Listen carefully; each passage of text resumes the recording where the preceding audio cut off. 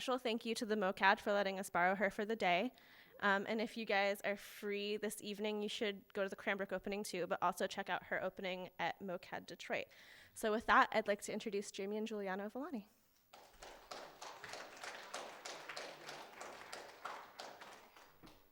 Hi. Totally unprepared, I'm sorry. But, so this is my first visiting artist lecture. But I think I'm just going to start out with the little video from MOCAD. Can you guys hear me? Jesus Christ. Okay, that's fine. How the hell do I get? Sorry, give me a second. I'm not a Luddite. I'm just dumb right now. Exit full screen. Here we go. Okay, so here's a video that kind of describes my work in a 4-minute synopsis. But this is the one that we did for MOCAD, so in case you don't know my work, I'll kind of explain it really quickly in a nutshell. I think I always talk about this, what people think is good or cool. And I think that no one actually knows what's good or cool. You know, so once you throw that out the window, then you could just actually make what you want.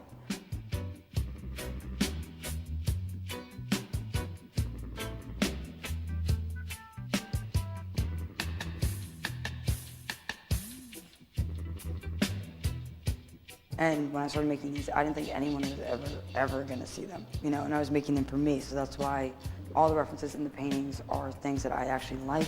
A painting could have, like, a Ralph Bakshi reference, who's an animator.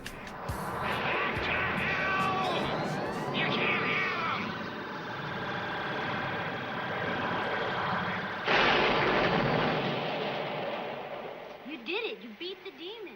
Or it could have a Wilfred Lemonius reference, who was a reggae album art cover artist. They're all things I like. It's like nothing is done in irony or satire. It's all completely sincere. Because I feel like a lot of art is, while it is very serious and doesn't allow room for humor or jokes, it also takes itself too seriously. And there's an Ad Reinhardt quote, which is, art is too serious to take seriously. You know, which is cool. Let me tell you about the girl I know. Like for the past 2 years, almost exclusively listened to live reggae sound clashes from the mid-'80s, and I think there's a performative element to it where you can enter it. It's not just like someone's talking at you, you're participating. So I think that comes in with my paintings too, because I think about a participation of the viewer looking at the paintings. It's about other people viewing these things too, and I treat my paintings like TV, because I feel like most painting requires so much education, privilege, awareness, time from its audience, and I think that's the part that makes art intimidating and alienating to people who don't practice it.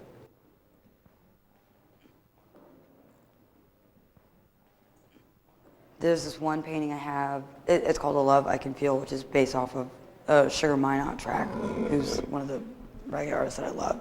But it's this image of a kiln with this woman that's melting like a candle, and she's like a big puddle on the floor with these candles, like almost like memorial candles coming out, and she's in her living room with a filing cabinet. The figure on the bottom that is taken from a Mort Drucker drawing, who was an illustrator for Mad Magazine. Everything is a reference, like, you know, I'm thinking about like childhood. So the newspaper that is floating on top is from Charlotte's Web.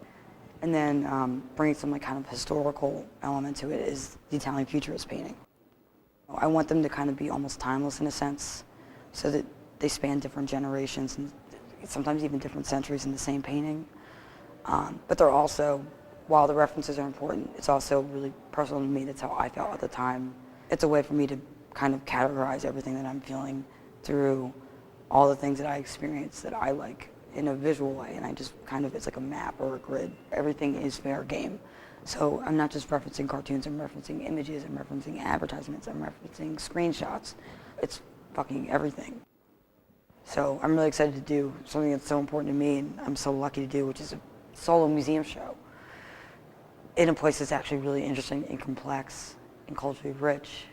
And it's like its own unique thing that doesn't exist anywhere else, and especially now with everything that's going on. I think it's really relevant.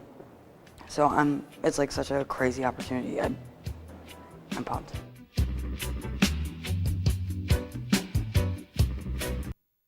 weird watching myself on a screen like that. Jesus Christ. Anyway, but my name is Jamian. I'm a painter. I just turned 28, and it's funny because I like to think of myself as an artist, and I don't like saying the word painter because I typically don't like painting in general. I think most painting is bullshit, and I think maybe that's why I make the paintings that I do. It's not, the things I paint are from a place I love, but I think painting, for me, I tend to get really bored with it, and I think that for me, like I always joke around, like I would never hang my paintings in my house because I know it'll probably fucking ruin your room, they're really difficult. But at the same time, it's not about what the way that they're painted, but how the painting reads or how it feels. So the painting is kind of like this thing that happens as a result of everything that I'm feeling and engaging in. So I guess what I'll do is I'm just gonna kind of just click through and I'll show you a bunch of work. And if I think it's a good story behind it, I'll just kind of tell you. So, and if anyone has any questions, seriously, just fucking raise your hand. So I have a lot of paintings in here, and some of them are good and some of them suck, so I'm sure you can tell the difference. But, you'll see. But, okay. So this one, is this like the worst way to look at it right now? Should I make this shit full screen? Yeah. Okay, thank you. I know. I can't tell, my troll body's down here. I can't see anything. But, okay, enter full screen. There, slightly better. Oh, shit. Sorry. Am I a Luddite? Am I a total Luddite here? No, I have no idea how these computers. There we go. All right, word. Okay, cool. So this one's called After Midnight. I'm just going to let this one kind of do its thing. This one's called Before Supper, so it's supposed to be two people like this skunk and this person who really doesn't know how to washing their hands before dinner. I've been looking at a lot of animation smears. So, I don't know if you guys know about animation. I mean, it's funny. I use a lot of cartoons in my work, and I don't even really, I'm a painter and I don't like painting. I use cartoons and I don't even like cartoons. And I don't really watch them, but I like what they do ethically. I think they're really powerful, effective images, and I think whether you like cartoons or not, you have a relationship to them through childhood. So it's my favorite artist is Mike Kelly. The reason why Mike Kelly's work is so effective is because it deals with early development and trauma, which are two things everyone's experienced whether you like it or not. I feel like cartoons function in a very similar way, and I also think that there is this questionability about them that people don't really recontextualize. They just view them as cartoons when they're actually the most democratic kind of image that you could possibly make. But the reason why I like the smears is because when animation studios are trying to make cartoons, they're trying to save money, and they're the cheaper cartoon studios, they have to pay for each frame individually, and it costs money. So to save money, they tried to have them do more movement in a single frame. So it kind of becomes this blurred out thing where it's this, it's actually a beautiful image. It's an artistic form in itself. So, and it also kind of references futurism, in a way that I think is very subliminal, and I'm interested in that. So it's kind of why I like the smears. I love Kenneth Anger. I also like the Rangers. So, Anger. I painted this painting so many times. It's probably the fourth reincarnation of it, but sometimes I'll do a painting, and if I like it a lot, I'm you know what, screw it. Some artists will make one thing, one good idea, and they'll just do that forever. Fuck it. If I make a good painting and I like it, I can make it twice. So there are some doubles of some. My parents are also commercial printers, so I'm so used to seeing images being reproduced over and over again. That I think that images should have more than one lifespan. Once an image is there, it's not dead. It's also part of the reason why I use references too. This one's Bounty Hunter. It's supposed to be me, even though I'm not blonde, but damn it. It's a BMW about to be chased by this kind of this ghost antagonist, and it's the moment someone's about to die, and this right here is the spirit leaving the car. So this one's called Boxer's Embrace. So they're hugging. And this background is from a reggae artist I love, Gregory Isaacs. It's from one of his EPs from like 1976 called Slum. So things that I like kind of make their appearance slowly. And they're referenced from everything, from everywhere, so. It's very pleasant. This one's supposed to be the devil preparing for the last day on earth. So that's why he's kind of like flexing his stuff. So he has weights on the table and a broken harp and an onion kind of prompting crying. There's this MC Escher in the pot, which I thought was kind of funny. But and I've been reading a lot about last meals. And there was this one Italian prisoner who wanted the olive with the pits still in it. I was like, what a badass way to go, you know? And that's like a real statement. Like on your deathbed, you don't want comfort. You just want to be the cold asshole that you are. So I think that's kind of why I was thinking about putting the peas there, because they seem a little bit more passive in a way and a little bit sweeter, but it's just like, what a way to go, Jesus. So and this one's called Dipin, and I made 2 of these. I think the next one may be coming up.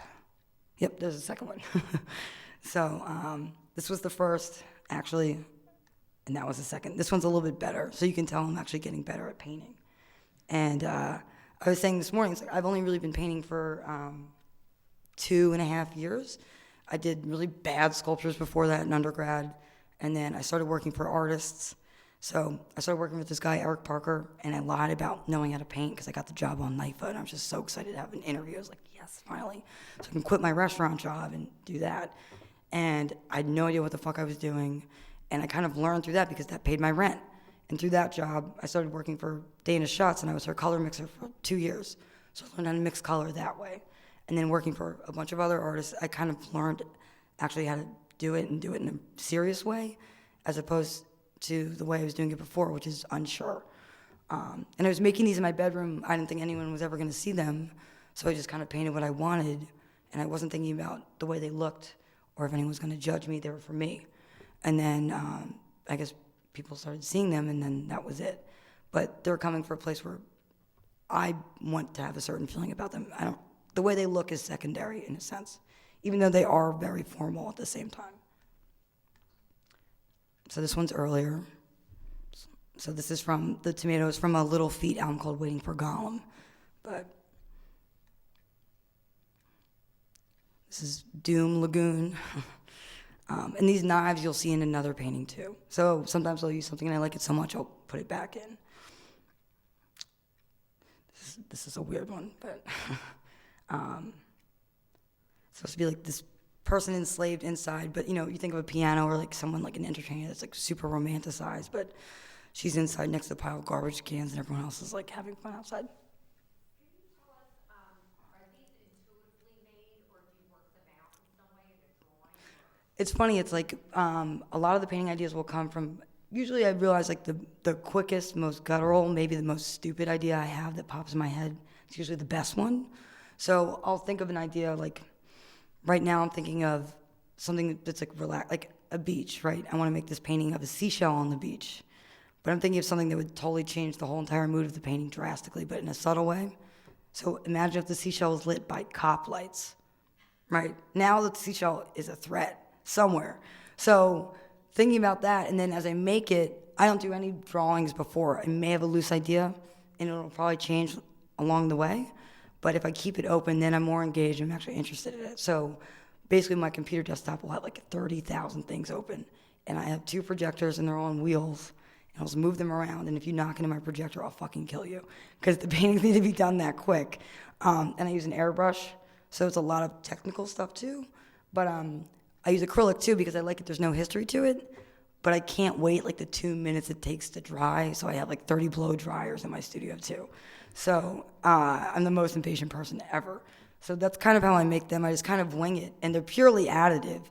It's like, I said during some studio visits this morning, it's like putting salt in a dish. It sounds so stupid and reductive, but it's like that. If you put too much salt in immediately, it's just shitty and salty. But you can always add more salt later. So that's something I constantly struggle with, which is editing. One is too much, because I know that these are questionable. But the line is very, very thin, and these can get really cheesy really fast. And sometimes when they are, I just have to chuck them. So I have like 50 paintings in my studio right now that are just never gonna make it out, and they're done. You know, I just don't feel like they don't feel right to me. So it's up to me, you know. But I just kind of wing it, which sounds awful, but I do. So this painting I hate. This painting took so fucking long. It was so big at the time, but now it feels very small. But I made this one in my bedroom, and it was kind of when I was first getting grasp on the airbrush, and it sucked. So, and see the woman on the left, how she's like really kind of grainy. It's funny because I painted her so many times. She was just supposed to be like a solid skin color, and I just couldn't get like the 4 black lines right. I've been painted it so many times it looked like sandpaper. I was like, you know what, fuck it, I'm just gonna roll with it. So I just hit it from the side with the airbrush, so it's like, it has like this weird texture to it, but it's a result of a mistake. So I hate this one. How big is that piece? Like that. Not even that big. But I was just working in my bedroom like literally my bedroom is so small, and I had a kid's IKEA twin bed to give me like the extra 3 inches, which didn't really matter. But it seems so huge, and now I feel like it's like so easy to make a painting that scale, but it's weird because I started making things this big. It's all that I could afford and all that fit in my room. And now those seem like scale is something I don't necessarily think about as much as other people do. I just feel like, because I don't plan anything. But this one was huge at the time. This is me. That's my anger painting, obviously. And I was feeling very frustrated at that point. So I was making a show, and I made the whole show in a month, and I was so tired, and I didn't sleep at all. I made 9 really complex paintings in a short amount of time, and I felt like everyone was just telling me, just keep going, just keep making, as many paintings as we could get, and I hated that feeling. So that's kind of like me on this performative stage. It's supposed to be like a strip club, the idea of a performer on the left, and that's either a pile of dead people or an orgy. It doesn't matter, it's the same thing. And the dude right down here was the gallerist at the time that just told me, like, keep painting, like an asshole. So that's that painting. And those are my Timberlands. I wore Timberlands for like 2 years exclusively, so. This one's Midnight Snack. This one's based off of a Ralph Bakshi animation who I love. And it's white guilt coming out of the freezer. And there's all these other things going on. But, when you order pizza, it says finest pizza in the world. It's like, you're full of shit. No, it's not. But then having the book Mouse, which is less bullshit on top of it, I just thought it was a funny thing. So there's like a vulture in the bird cage, and the parakeet's out. And there's like a birthday cake steak it's weird, but that's Mr. Peanut right here. He's turning his back on the world. You can't really see it. That's supposed to be me, and he's smoking. So this one's earlier. These are Kappa. I use them a lot.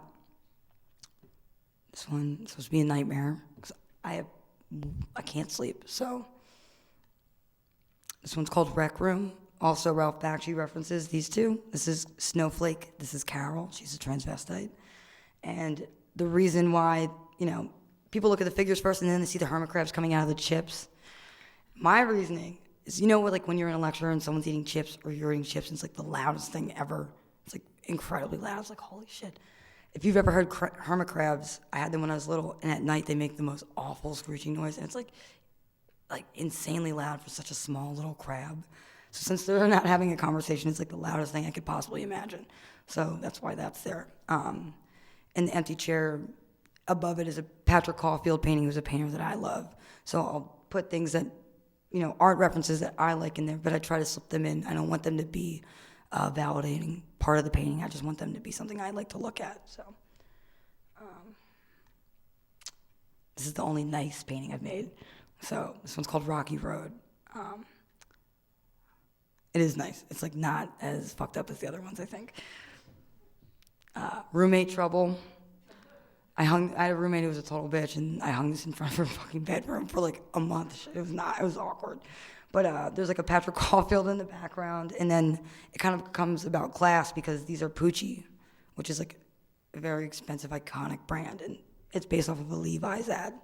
So, self-defense, really good image, I know. The glare is nice. But this one's called Stoneware. These are post-apocalyptic dishes. This is one that my friend Josh Abloh, who went to Cranbrook, has that I gave to him because he is the ultimate multitasker. And that's what this painting's called, the multitasker. I was thinking about like a William Morris Art Nouveau kind of frame border for the hair. So this is a difficult painting. Holy crap. I look at this one and so I'm like, what the fuck is this? It's The Godfather. I figured someone should make a God. And I don't know why John Travolta's there, but he's there. He's not even in the movie, but fuck it. And I'm back there, and at the time I was missing my tooth here, so I always would paint myself like that. And I don't even know if you can kind of see it. So there's me. My hair's a little bit longer there, so. Tub tweak. This one's a difficult painting. This one's called Waterworks. So it's like basically a hijacked version of Luncheon on the Grass, but it's also the 2 worst ways to die, which is burning and drowning. My 2 biggest fears. But like I said, everything is a reference, and this is a good one that I point out the amalgamation of things. So the green turtles are Kappa, which is kind of like the mythological Japanese precursor to the Ninja Turtles. But they're supposed to be monastic turtles that are sexual deviants.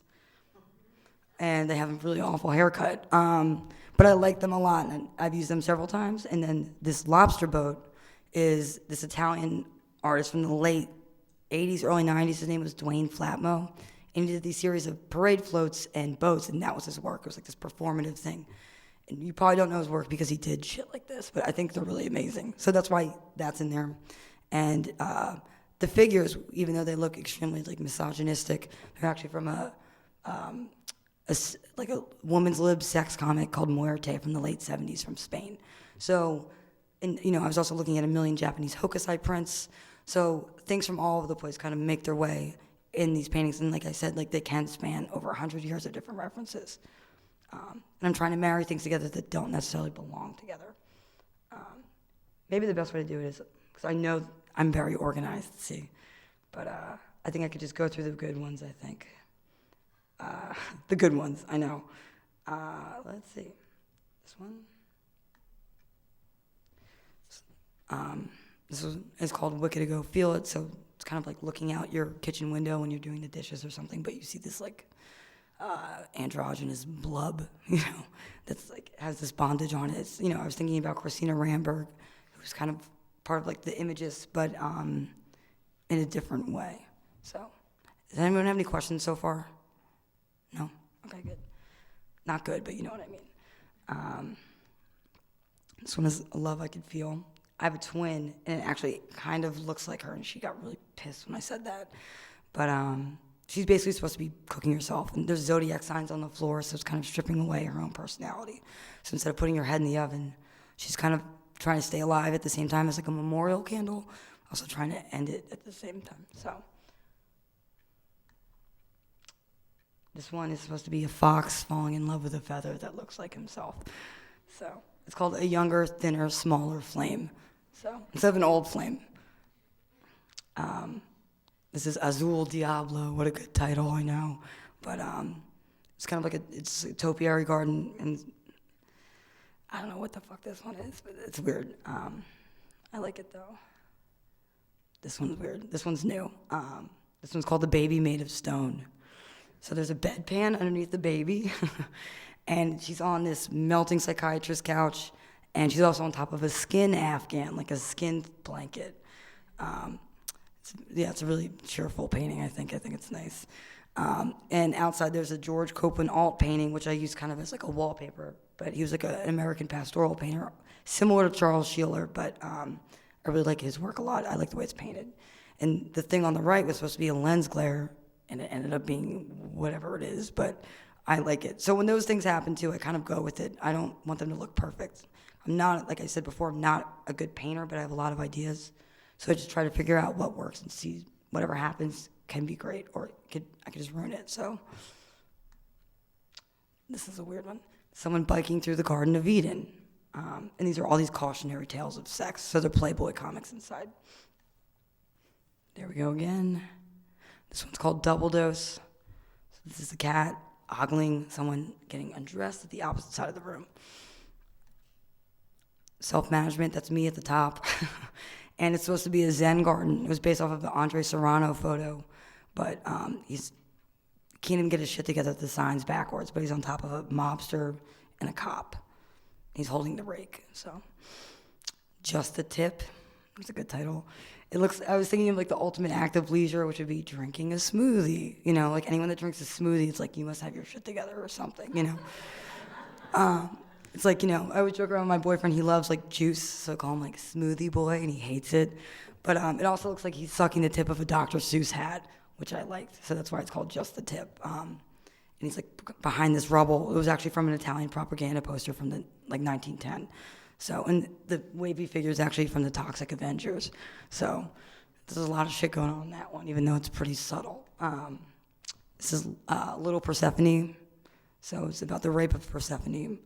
This was just in a show at SculptureCenter. She's a night moth as a hair tie. But this one's a weird one. I don't like this one very much. This one I like. Can you guys see what it is or no? Does anyone know what it actually looks like? Sometimes it takes a little, it's a robot vagina. It's a robot centerfold. So it's supposed to be Miss October. So I like this one. I don't know. This is like a difficult thing. But this one. Here. I like this one too. This one's new. But this is the first time I actually used a collage, and I just made a collage, and I rotated it as I went, and it became like this weird, glitchy thing that I don't even know what it is, but I think it was a exciting move for me. But I mean, basically, you know, there's a ton of work. I've probably made 80 paintings in the past year and a half, which is a lot of paintings for me. But here's a new one. This one, the worst title ever, Natural Jingle Maker. But it's a deer with leg braces on. But I know, do I have to explain that any further? But I like the idea. You know, I wasn't sure about using a deer. I'm like, is it too Bambi? Is it too Disney? Because while I do reference a lot of cartoons, I stay away from Disney. I can't deal with it. It's like the worst. It's like Hitler of animation. So I was a little bit unsure about the deer reference, but I like it. And the funny thing is, these paintings can take from 2 days, if I'm in a good mood, and I got some sleep, and I have an idea, they could take like 6 months. But this one, I literally had the people to come pick it up, and I was like blow drying it when they walked in. I was like, do you guys, like, you want a cigarette? You want like a snack? I was trying to bribe the art handlers. It was like $50. You like have a little bit of weed, something? Can we figure something out? And it literally, this one happened, it's huge, and it took 4 hours, which is like the most stressful thing in the world. But sometimes they can happen like that, you know. But the one, the Baby Made of Stone, took a month. So it really depends. This one I love.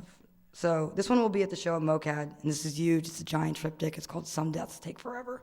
So I do use a lot of cartoons, but I'm also interested in other kinds of images. And I'm friends with this guy. His name is Bernard Zahner, and he invented the laser harp. And he invented it early 70s, and he never patented this thing. So what happened was someone used it in the Guinness Book of World Records for like a record. It was the first concert in post-Mao Western China. And some other dude, like some evangelist type dude, pretty much took it, used it, got credit, and then Bernard's whole body of work for his whole life was just gone. So he destroyed the original. I was really interested in him in school, so we kind of developed a friendship. He's like 75. He lives in a cave in Poland right now. It's insane. But this piece was actually made for the NADA art fair. Because art fairs, if you go to them, they kind of strip all the spirit out of art, and it's a big, shitty mall, you know. And I was like, if I'm going to do this art fair, I want to do something interesting. Turns out that the dims of the art fair booth is the same as a solitary confinement prison cell. So he did this album cover, and it was commissioned by Amnesty International for the treatment of prisoners on death row. And because a lot of his work involves copyright. And we're friends, so I reached out to him, like, what do you think about this? I would like to paint this and make it for the scale of the prison. It's perfect. So that's what this piece was about. So, I mean, this one, it looks like an anomaly for my work, but it's actually, I think the ethos and the ethics behind it are the same. It just happens to look different. But that was my first time airbrushing smoke, and it's a lot harder than it looks, believe it or not. So, lots of YouTube videos. Because I was trying to learn how to do snakeskin, and basically I'm watching like these YouTube videos. It's like this 16-year-old trying to like airbrush his BB gun to look like snakeskin. it's like Metallica in the background and like flames as the border. And like, I'm trying to watch these things and like learn from them, and I'm like putting this shit on silent. I'm like, this is fucking embarrassing, But they're really helpful. So, but that's how I learned how to do these things, through YouTube tutorials. Because I just picked up the airbrush a year ago, and while it does lend itself to like 70s West Coast corny illustration, the reason why the airbrush was developed was to do propaganda posters and make them more efficient. So it's actually like a really kind of democratic way to make images, and it removes your hand from, there's no hand, but there is a hand. There's an intention, there's also labor. That's also the same reason why I use acrylic, because there is no real history. I feel like as a painter, oil can kind of be like this self-awareness that is very self-important and indulgent, and it really involved in the history of it. And I'm not interested in the history of painting, I'm interested in the history of images. So I think that's kind of why I use those two things as tools. And I also like using a lot of gimmicks, like sponges and like spatter tools, toothbrushes, because they may be read as kitschy, but I just think that they're different methods. It's like when you look at lowbrow versus highbrow, or naive art versus fine art, hopefully the attitude is still the same throughout, so they should all be treated the same. One isn't better than the other. There is no good, there is no bad. And I always say, when making a painting, I always have to remind myself, like, excuse my language again, but fuck making a good painting. There are so many good paintings. Why try to compete? Just make an interesting one. I think that's something that really resonates. As long as you're honest, it's not some empty gesture. It can look like shit, but if it's interesting, it's doing something more. So that's kind of what I try to think about when I'm making work. Like this one, I figured if I could make an alien fuck scene and get away with it, I'd be okay. So this one's, I know, I'm like, what is the most difficult thing I could possibly think of? Aliens having sex, okay. It's like, doing a kitten in pizza painting or something, it's like questionable. But it's also like this weird egomaniac kind of making love to himself. And the reason why the golf balls are there, like if you go into a field or you're in the woods and you see a golf ball somewhere, like that means a person was here. So instead of using eyeballs, that's why I use the golf balls, because I think it's the most heteronormative and easily identifiable thing. Is like just like a normal dude being there, and they say pacemaker on them, which I thought was cute. But I'm just trying to look for like the hits, because I have some good ones and I have some shit ones. I'm trying to look for the good ones. This one is recent as well. This one's Apparition of Master. So basically, when I say, like, I pull from my references too, so this is supposed to be an empty dog bed, and they're looking at an apparition of their dog master. So I really like this Austrian printmaker. His name is Christian Ludwig Attersee. And I'll show you exactly the image I took it from. I love to address the shit because that Artnet thing, that was terrible. Yeah. Yeah. That was frustrating. But I also understand. We could talk about that in a minute. But the exact image, because I don't really know how to use Photoshop very well, but this is the mouth. This. So this is what ended up on top of the bed. So I kind of pull like that. And I always try to change them as much as I can, but also if it's going to be a wallpaper in the background, that's fine too. So, so this one. Sorry, this is like so boring the way I'm doing this. Sorry, guys. This one is called Zipperman.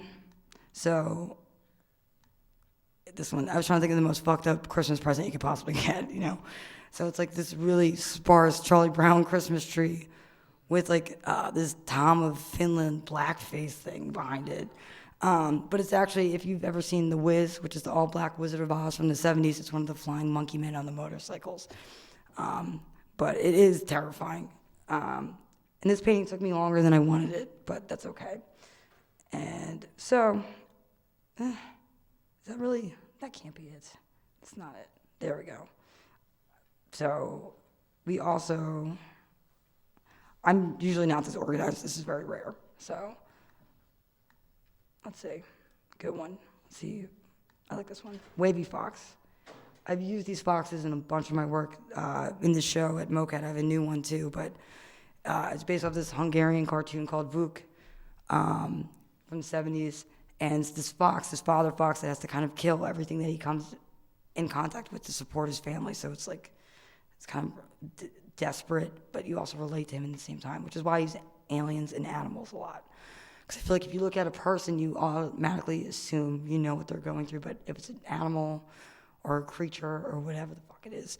You have a different relationship to it, and you're removed, but you can also sympathize. So, but it's kind of me just kind of going through what I'm thinking about when I'm making the work. So it's a mix of historical references and also personal things that I want to express, which sounds really corny when you talk about painting, like expressing yourself. It sounds so corny, but I think that's like the goal, and I think that should be that's what my primary focus is, and that's what I hope to do. So if it's embarrassing, it's embarrassing, you know. But I mean, who has questions? We could talk about this Artnet thing too, or we could talk about whatever. No questions? You have any questions? Artnet thing? Do you guys see that on Artnet? So on Artnet, this is actually a really interesting conversation, and I'll be quick. Don't worry, I know everyone has stuff to do. Okay, cool. So half of my work is the reference, and half of it is where I come in, which is the editing, and also like my personal narrative that goes into the paintings.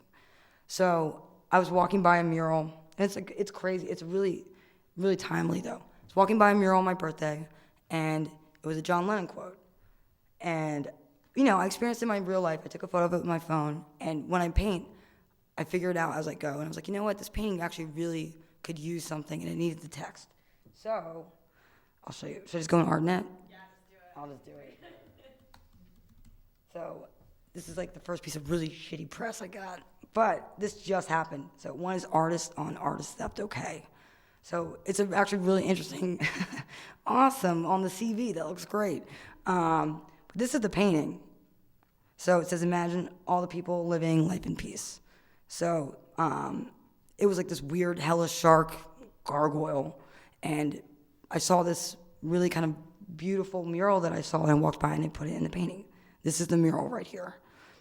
It's a public mural. It's also a John Lennon quote. And it also has Miro in it. So there's already 3 different authors that helped create this mural, which was already painted in the 70s, which is, I should have it right here. But what happened was I put it in my painting, and then this whole issue about value came in. The dude that actually created the mural he was livid that I used it, and I put it in my painting. And it's like sparking this debate about like, is copyright dead, or like authorship of images? And for me, I thought it was very funny that they called it theft. And it's like, the news headline to me should be, why the hell are we talking about appropriation in 2015? You know, it seems like a very retrograde conversation. But I mean, I was frustrated with it, but now I think it's really complex and really interesting that the whole context of the painting can change, but it's also, to someone else, it's the same thing. And my whole point was that once an image is used, it should not be dead. That's when painting dies. That's when images die. They should have other lives that continue, you know, and they should be recontextualized, reevaluated, repurposed, or else why bother making it? You don't just put it in a corner. And that's kind of like the ethos of my work when I look for these references from all these different places. But I mean, it's just really funny that this is like the title of the article, you know what I mean? But I really do think, you know, if it was about ideas, once the dude found out what the painting cost, then he became enraged, you know? But when the value's not involved, it's about the idea or the image. I would assume that someone would be flattered. I mean, I would be flattered. But it just, it's a sticky thing. And now it's being like, it's on the Huffington Post now and all sorts of crap. And it came out like 2 days ago, but I think it's like an important thing to talk about. And I think it's important because I think when you make all art, everyone looks at something, or they think about something. They think about something else that they saw that they liked. And I think by most artists, they're kind of ashamed to admit their references or what they're looking at, because you probably will be looking directly at a book, you know? People feel shamed about that, but I feel like it's really important to be explicit about your references, because it's a form of homage, you know? And I also think it's the most democratic way to make work. It's not just my hand, it's someone else's too. So I'm not the only one that has ownership, and it's about a group communication. It's about viewers. Like when I make my paintings, I think about them like TV, because I want you guys to be able to be gratified instead of you having to do all the legwork and all the talking. That sucks. I think, and like I said in the video, that's what makes art really alienating. And I feel like by dismissing that and having several cooks in the kitchen, I feel like that's what makes it actually really democratic and real, you know, and more approachable. I think that's what art should be more of. So that's why when these are questionable and I'm using cartoons or I'm using references, they may not be like the smartest looking things, and I don't really care about that. That's, who's judging but me, So, and I'm learning all these things over time too. I've only been painting for like 2.5 years. So, it's fun to see how I progress and how my friends progress and how everything changes. But, yeah, it's just something I'm just going to figure out. I have like the rest of my life to paint. So, things will change. So I know we've talked about this a lot today, but can you talk a little bit about like your ethos and like how you got your start in general? Well, I came to New York. I didn't know anyone. I bullshitted on a knife application to get a job, and I learned at work because that's what paid my rent. But basically, all I did was I don't recommend this, but I stayed up literally every other night for a year painting. I had 2 full-time jobs, and I was editing for something 4 hours a night, and I had no time to make my own work. So the only time I had was at night. So I was painting for other people 60 hours a week probably, and then I would go home and paint more, which sucks. And actually, I got carpal tunnel from it. But I made a lot of work, and I really developed my skill. And when I felt like I was in a comfortable spot and I felt confident, that's when I started putting my work out there and having people over and asking friends for advice and really just being really hungry and really engaged. Because if you don't do it yourself, no one's going to help you, Basically doing that and just putting it up wherever I could. And then it kind of snowballed from there. And it's also a lot of luck and a lot of time. I think making the paintings I make, it's much easier for me because I am a girl. Because if I was a dude making this work, it'd be a totally different conversation. So, but it's really just like working as hard as you can, taking it as seriously as you can, and not stopping until you're tired. And then take a break and then go back, So, but any other questions? I'm interested to see how your sculptures look. Do you have any images? Awful. It's so funny. Like my computer just died, my old one. I'm like, oh, thank you, God, Jesus Christ. But to be honest, I can tell you exactly what they looked like. They sucked. They were like really bad Rachel Harrison ripoff, like contemporary art daily bullshit, which is like what. It's funny because I was a sculptor. I also did videos and I also did performance at the same time. And I did like a minimalist obstacle course, which is like really funny, But like that, that can't really hold its own. You know what I mean? It's like a one-liner and then that ends. But the way I think about things is really additive, like sculptural, because I don't plan these things out. I literally will project something, and then I'll do another thing on top. So it's not like I make space in the background for the central image. I just paint right on top. So that's why they are kind of sculptural looking in a sense.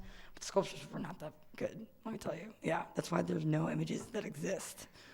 So, but, yeah. No? No? Okay, cool. Thanks, guys.